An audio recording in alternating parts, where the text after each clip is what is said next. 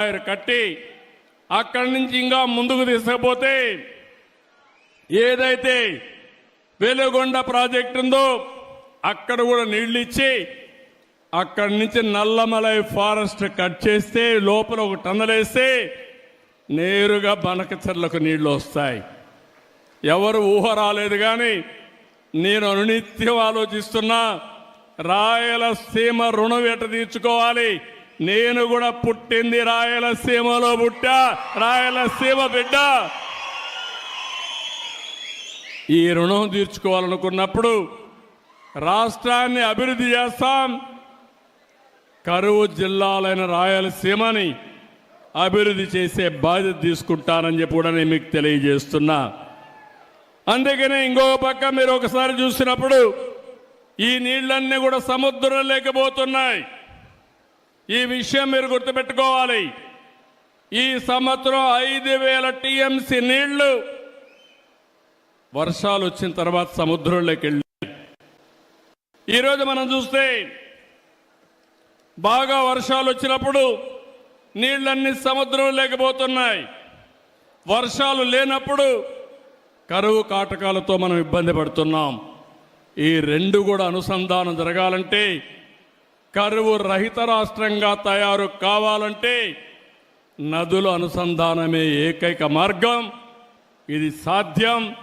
ఒకప్పుడు ఇంత టెక్నాలజీ లేదు, ఇప్పుడు టెక్నాలజీ వచ్చింది.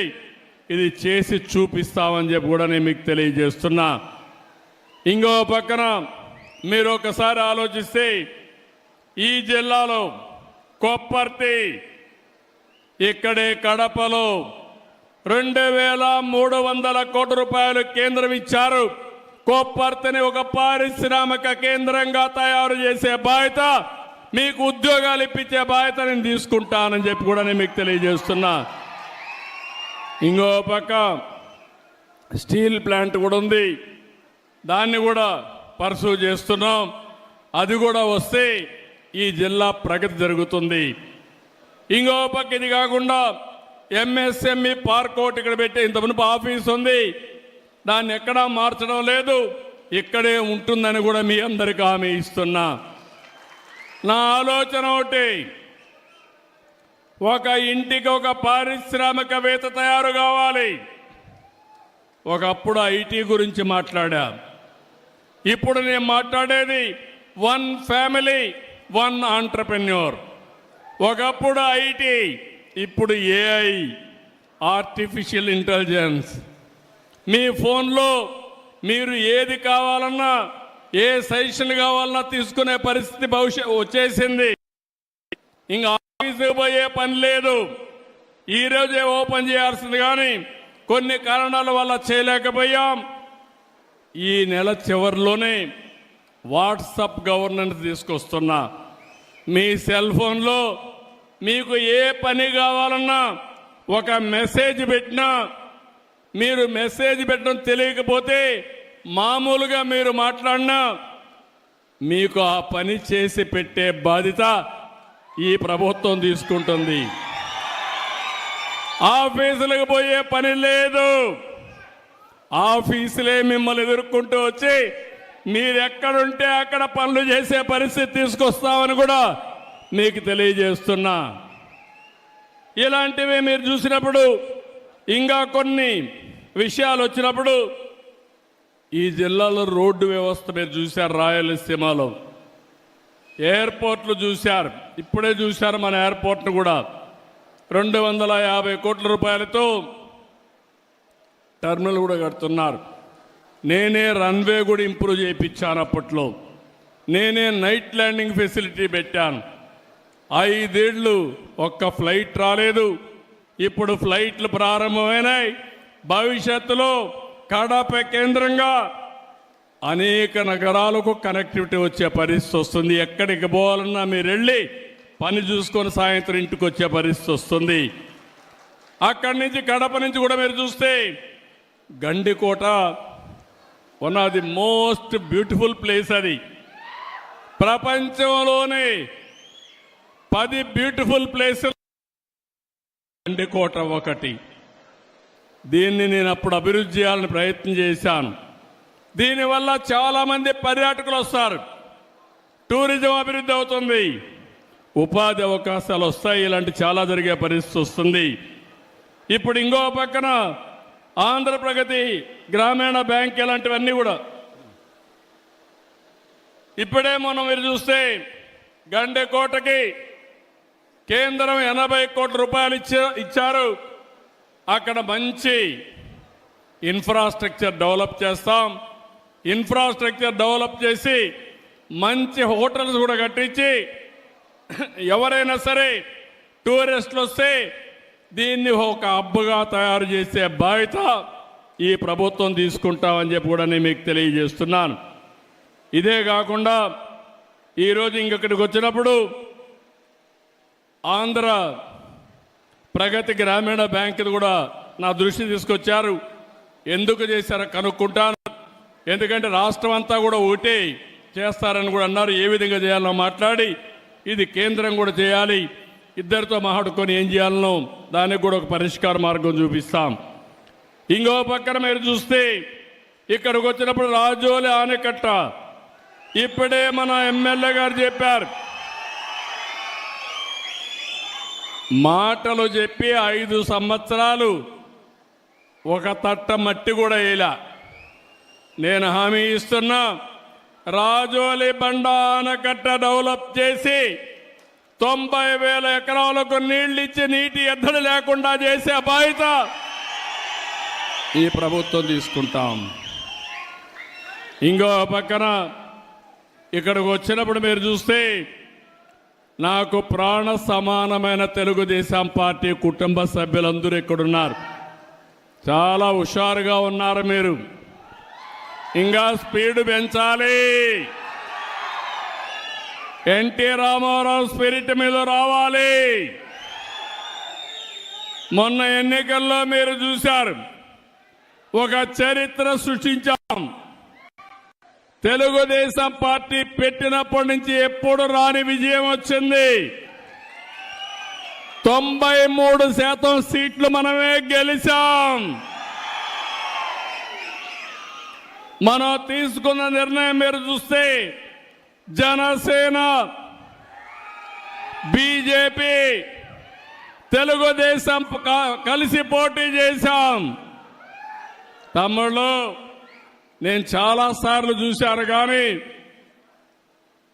ఇటీవల కాలంలో గెలవని కడప పాత జిల్లాలో 10కి 7 గెలిచాం. ప్రస్తుతం ఈ కడప పార్లమెంట్లో 7కి 5 గెలిచాం. ఇంకొంచెం కష్టపడుంటే పార్లమెంట్ కూడా గెలిచేవాళ్ళం. ఆ 2 సీట్లు కూడా గెలిచేవాళ్ళం. ఇప్పుడు చెప్తున్నా మీ అందరికీ, 5 ఏళ్ళలో ఏం జరిగిందో చూశారు. ఈ 5 ఏళ్ళలో మీ జీవితాల్లో ఏ విధంగా వెలుగులు వస్తాయో మీరే చూడబోతున్నారు. ఆ తర్వాత 7కు 7 గెలిపించాలి, 10కి 10 గెలవాలి, పార్లమెంట్లు కూడా గెలవాలి. అప్పుడే అభివృద్ధి సాధ్యం. మీరు ఒక విషయం గుర్తుపెట్టుకోవాలి, ఈరోజు కేంద్రంలో ఎన్డీఏ పాలన ఉంది, రాష్ట్రంలో ఎన్డీఏ పాలన ఉంది. ఎన్నికల ముందు ఈ విధంగా నవ్వుతూ మాట్లాడిన సందర్భమే లేదు.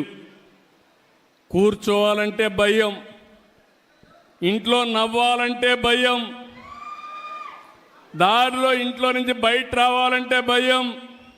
మా ప్రెస్ వాళ్ళు ఎవరైనా ఒక ఆర్టికల్ రాయాలంటే వణుకు.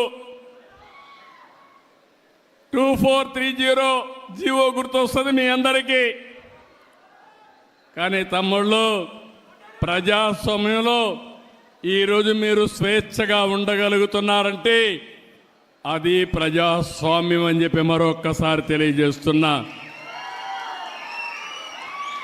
విర్రవీగిన నియంతలందరూ కూడా కాలగర్భంలో కలిసిపోయారు.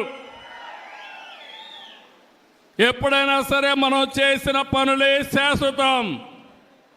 ఎన్టీఆర్ గుర్తున్నాడంటే చనిపోయి 29 సంవత్సరాలైనా రోజు రోజుకు ఆయన పైన ప్రేమ ఆదరణ పెరిగిందంటే ఏంటి తమ్ముళ్ళు దానికి కారణం? మనం చేసిన పనులు అవునా కాదా? అలాంటివి మనం గుర్తుపెట్టుకోవాల్సిన అవసరం ఉంది. ఈరోజు కేంద్రం వచ్చిన తర్వాత నేను కూడా మీరందరూ ఒక మంచి పని చేశారు. తెలుగుదేశం పార్టీ ఎన్డీఏ కార్యకర్తలు కూడా కష్టపడ్డారు, మెజారిటీ గెలిపించారు. 21 పార్లమెంటు సీట్లు గెలిపించారు మీరందరూ 25కు. ఇంకొంచెం కష్టపడి ఉంటే 25 గెలిచేవాళ్ళం. అని ఆ 21 సీట్లు ఒక సంజీవనిగా మారాయి. రాష్ట్రం అస్తవ్యస్తంగా ఉంది. వెంటిలేటర్ పైనుండే రాష్ట్రానికి ఆక్సిజన్ కేంద్రం ఇచ్చే పరిస్థితి వచ్చింది. ఈరోజు కష్టాలన్నీ తీరిపోయే పరిస్థితికి వస్తున్నాం, కానీ పూర్తిగా తీరిపోలేదు. అందుకే మీరు ఒక్కసారి ఆలోచిస్తే అమరావతి ప్రాజెక్ట్ని మళ్ళీ ఒకసారి అమరావతిని మనం గట్టెక్కిచ్చే పరిస్థితికి వచ్చాం. ఇంకో పక్కన పోలవరానికి ప్రాణం పోసే పరిస్థితికి వచ్చాం. విశాఖపట్నం రైల్వే జోన్ ఇచ్చారు. ఇంకో పక్కన నిన్ననే మీరు చూస్తే విశాఖ ఉక్కు, ఆంధ్రుల హక్కు అని పోరాటం చేస్తే అది కూడా కన్నుమరుగయ్యే పరిస్థితి వస్తే 13,000 కోట్ల రూపాయలు ఇచ్చి కేంద్రం ఆదుకున్నారంటే అది ఒక చరిత్ర. ఆ చరిత్ర ఎన్డీఏ వల్లనే సాధ్యం, కానీ వేరే వల్ల కాదని మరొకసారి మీకు విజ్ఞప్తి చేస్తున్నా. ఈరోజు అభివృద్ధి జరుగుతూ ఉంది. నేను ఒకటే మీ అందరికీ హామీ ఇస్తున్నా, భవిష్యత్తులో కూడా మీకు అండగా ఉంటాం. నేను అభివృద్ధి, సంక్షేమం, సుపరిపాలన నాందిగా మాట్లాడాను. ఎన్నికల్లో ఈ విషయమే చెప్పాను. నన్ను నమ్మారు, మా కూటమిని నమ్మారు, నన్ను మా మిత్రుడు పవన్ కళ్యాణ్ గారిని, బీజేపీని నమ్మారు, నరేంద్ర మోడీ గారిని నమ్మారు. మీరందరూ ఓట్లేశారు. ఈరోజు మీ రుణం తీర్చుకుని కార్యక్రమానికి శ్రీకారం చుట్టాం. ఈరోజు మీరు చూస్తే అభివృద్ధిని పట్టాలెక్కించాం. ఎక్కడికక్కడ ఒక్కొక్క పని చేసుకుంటూ ముందుకు పోతున్నాం. రాయలసీమలో కానీ రాష్ట్రంలో కానీ ఒక నేషనల్ హైవేస్ అన్ని 50,000 కోట్ల రూపాయలు ఖర్చు పెట్టి 3 ఏళ్లలో పూర్తి చేస్తున్నాం. 70,000 కోట్ల రూపాయల రైల్వే లైన్స్ అన్ని, రైల్వే స్టేషన్స్ అన్ని పూర్తి చేసే బాధ్యత తీసుకున్నాం. నిన్ననే అనౌన్స్ చేశాను. జిఎస్డిపి అంటే మన తలసరి ఆదాయం పెంచడం. ఈరోజు 12.94% వచ్చింది. నేను ఒక స్వర్ణాంధ్రప్రదేశ్ విజన్ తయారు చేశాను. అందులో 15% పెరగాలి. 15% పెంచుకుంటూ పోతే ఈ రాష్ట్రంలో ఎవ్వరూ పేదవాళ్ళు లేకుండా అందరికి దగ్గర డబ్బులుండే విధానానికి నేను ఆలోచిస్తున్నా. పేదరికం లేని సమాజం ఎన్టీ రామారావు గారి కళ. దాన్ని జయప్రదం చేసే బాధ్యత నాదని మరొకసారి మీ అందరికీ హామీ ఇస్తున్నా. తమ్ముళ్ళు, ఇక్కడ మీరందరూ ఉన్నారు. తెలుగుదేశం పార్టీకి ఒక చరిత్ర ఉంది.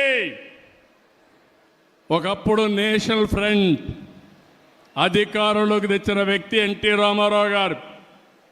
తర్వాత యునైటెడ్ ఫ్రంట్, నేనే ఆ రోజు కన్వీనర్గా ఉండి 2 ప్రధానమంత్రులు చేశాం. ఎన్డీఏ 1లో వాజ్పేయి గారికి సహకరించి మన రాష్ట్రాన్ని అభివృద్ధి చేశాం, సమైక్య ఆంధ్రప్రదేశ్ని. ఈరోజు ఎన్డీఏ 2 నరేంద్ర మోడీ గారి నాయకత్వంలో 14-19లో పనిచేశాం. ఇప్పుడు పనిచేస్తున్నాం. నాకు ఏ మాత్రం అనుమానం లేదు. నరేంద్ర మోడీ గారి నాయకత్వంలో 2047కి భారతదేశం నెంబర్ 1 గాని నెంబర్ 2 గాని తయారవుతుంది. నా ఆలోచన తెలుగు జాతి ప్రపంచంలోనే నెంబర్ 1గా ఉండాలనేది నా సంకల్పం. అలాంటివి జరిగేటప్పుడు ఎప్పుడు కూడా తెలుగుదేశం పార్టీ ఒక ప్రాంతీయ పార్టీ కానీ జాతీయ భావాలతో పనిచేసిన పార్టీ తెలుగుదేశం పార్టీ. జాతీయ అభివృద్ధి కోసం పనిచేసిన పార్టీ తెలుగుదేశం పార్టీ. ఈరోజు మీరు చూస్తే 1 కోటి సభ్యత్వం ఈరోజు తెలుగుదేశం పార్టీలో ఉన్నారు. 1 crore. ఇటీవల లోకేష్ గారు జనరల్ సెక్రటరీ అయిన తర్వాత కార్యకర్తల సంక్షేమానికి పెద్దపీట వేశాడు. 130 కోట్ల రూపాయలు ఇన్సూరెన్స్ కానీ వెల్ఫేర్ కానీ డబ్బులు ఖర్చు పెట్టే పరిస్థితికి వచ్చారు. ఈరోజు 1 కోటి మంది సభ్యులకి ఎవరైనా యాక్సిడెంట్ జరిగిపోతే వాళ్లకు 5 లక్షల రూపాయలు ఇచ్చే ఏకైక పార్టీ భారతదేశంలో తెలుగుదేశం పార్టీ. ఇది ఒక చరిత్ర. మీ రుణం తీర్చుకుంటాం. కార్యకర్త